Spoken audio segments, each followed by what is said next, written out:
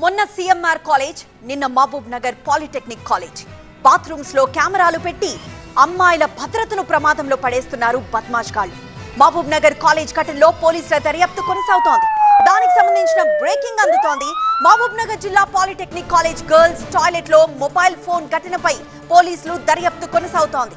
Mahabub Nagar 1 town పోలీసులకు college electrical engineering department head Veeraswamy ఫిర్యాదు చేశారు.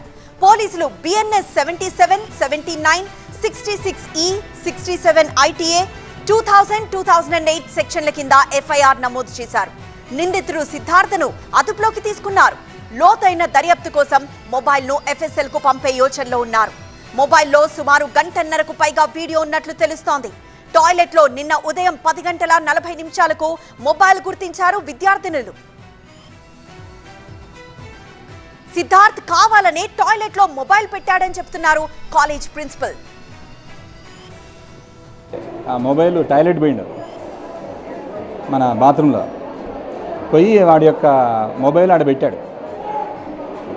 స్టాఫ్ టాయిలెట్స్ పోయి, ఇది జెంట్స్ టాయిలెట్ ఉంటుంది కదా, అక్కడి నుంచి పక్కన లేడీస్ ఉంటుంది, అలా పెట్టేశాడు.